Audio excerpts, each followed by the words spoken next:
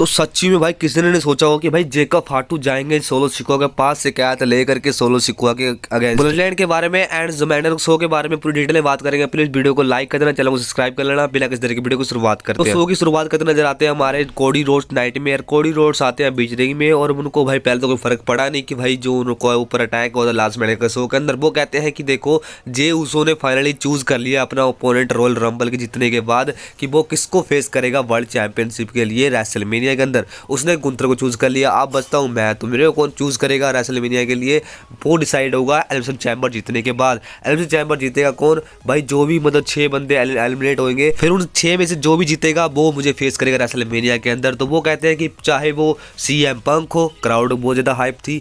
उसके बाद हमें देखने को मिलता है कि जॉन सीना का नाम लेते हैं, उसके बाद वो और भी नाम सेथ रॉलिंस का नाम ले लेते हैं और लोगन पॉल का नाम ले लेते हैं। लेकिन बाकी क्राउड जो होती है बहुत रिएक्शन अच्छा देती है भाई कोडी रोड्स को। बाद में देखने को मिलता है कि कोडी रोड्स ड्रू मैकिंटायर का नाम मेंशन नहीं करते। ड्रू मैकिंटायर आते हैं भाई और वो कहते हैं कोडी रोड्स ये तो गलत बात है भाई, तूने मेरा नाम क्यों नहीं मेंशन किया। तो उसके बाद होते हैं भाई कोडी रोड्स कहते हैं कि देखो चलो भाई कोई ना, मैं तेरा नाम मेंशन कर देता हूँ। उसके बाद होता है कि देखो ड्रू मैकिंटायर अपनी उपलब्धियां गिना देते हैं कि भाई उन्होंने 2 बार एलिमिनेशन चैंबर मैच जीता है, money in the bank winner है, रॉयल रंबल विनर है। अब वो फिर से जीतेंगे, फिर उनको अनसुटेबिलिटी चैंपियनशिप के लिए चैलेंज करेंगे कोडी रोड्स नाइटमेयर को। ऐसा मतलब कि ड्रू मैकिंटायर का कहना था कोडी रोड्स। बाद में कोडी रोड्स ने कह दिया कि भाई चलो तुम भी वो नाम हो सकते हो जो मेरे को फेस करोगे रेसलमेनिया के अंदर। उसके बाद हमें देखने को मिलता है कि जेकब फाटू भी आए थे। जेकब फाटू टमाटो का साथ में आते हैं और वो कहते हैं कि देखो ड्रू मैकिंटायर मैं भी इस लाइन में लगा हुआ हूँ अनडिस्प्यूटेड चैंपियनशिप के लिए। एलिमिनेशन चैंबर के अंदर ट्रिपल थ्रेट मैच के अंदर मैं कम्पीट करने वाला हूँ। मैं हरा दूंगा अपने जिमी ऊसो को, हरा दूंगा मैं ब्रॉन स्ट्रोमन को। उसके बाद मैं मतलब कि कंफर्म हो जाएगी एलिमिनेशन चैंबर के अंदर मैं जा रहा हूँ।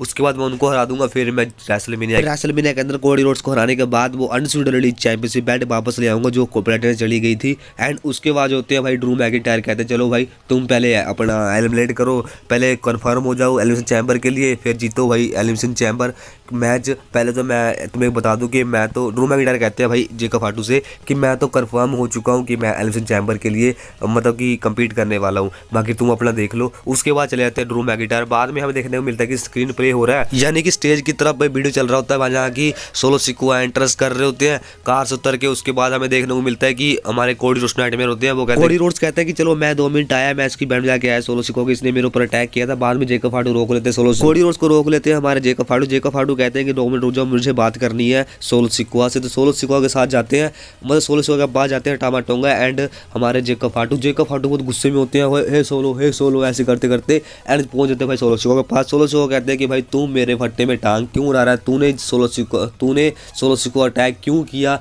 कोडी रोड्स के ऊपर, जबकि मेरी फ्यूड चलने वाली है, मेरी मतलब कि चैंपियनशिप वाली फ्यूड चलने वाली है, ऐसा मतलब कहना था जेकब फाटू का। बाद में भाई सोलो सिकोआ कहते हैं कि देखो मुझे गुस्सा बहुत आ रहा है क्योंकि ब्लड लाइन से उला फाड़ा माड़ा चली गई है, मेरे से उला फाड़ा माड़ा चली गई है और बहुत ज़्यादा गुस्से में हूँ मैं। और मतलब आई लव यू जेकब करके भाई सोलो सिकोआ ने कहा जेकब फाटू को। और भाई कमाल का लग रहा है, सिकोआ ने कह दिया कि मुझे बुरा लग रहा है कि अपनी ब्लड लाइन से चला गया, यानी कि अपनी ब्लड लाइन की बैड ब्लड लाइन से चला गया उला फाड़ा माला। मुझे गुस्सा आ रहा है और मैं कोडी रोड्स को छोड़ने नहीं वाला। और सोलो सिकोआ ने भाई आई लव यू जेकब करके कहा भाई जेकब फाटू को, क्योंकि भाई आमतौर पे तो हमें ये देखने को मिलता है कि भाई जेकब फाटू जो है वो सोलो सिकोआ को आई लव यू सोलो करके बोलते हैं।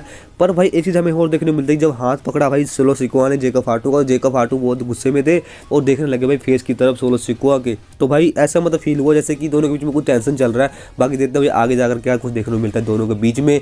बाकी तो भाई कहा कि उल्ला फाड़ा जब मेरे पास से गया तो मुझे बहुत गुस्सा आ रहा है। अब मैं थोड़ा सा स्टेबल हो चुका हूँ, पहले मैं मानसिक तौर पर बहुत ज़्यादा उलझा हुआ था, लेकिन अब मैं स्टेबल हो चुका हूँ, ऐसा मतलब कहना था सोलो सिकोआ का। और कह रहा है कि अब मैं वर्ल्ड चैंपियनशिप के ऊपर ध्यान देने वाला हूँ कि अपनी ब्लड लाइन को कैसे स्ट्रॉन्ग करा जाए, ऐसा सोलो सिकोआ का कहना था। बाकी देखता हूँ आगे जाकर इनके बीच में देखने को क्या मिलता है हमें। और नेक्स्ट हमें देखने को मिलता है भाई नंबर वन कंटेंडरशिप के लिए मैच, जो कि था भाई दी मिज एंड एलन नाइट के बीच में मैच था। और भाई निक एलिस ने कंफर्म कर दिया कि भाई तुम दोनों में से जो भी जीतेगा ना वो फेस करेगा शिंसुके नाकामुरा को एलिमिनेशन चैंबर के अंदर US चैंपियनशिप के लिए। तो यहाँ पे जो है मैच बहुत कमाल का था और इस मैच के अंदर भाई एलन नाइट किसी तरह से विक्ट्री हासिल कर ली। अब शिंसुके नाकामुरा बनाम एलन नाइट का मैच आपको देखने को मिलेगा एलिमिनेशन चैंबर के अंदर US चैंपियनशिप के लिए। तो भाई आपको आज के इस मैच शो के अंदर फेस ऑफ भी देखने को मिला हमें।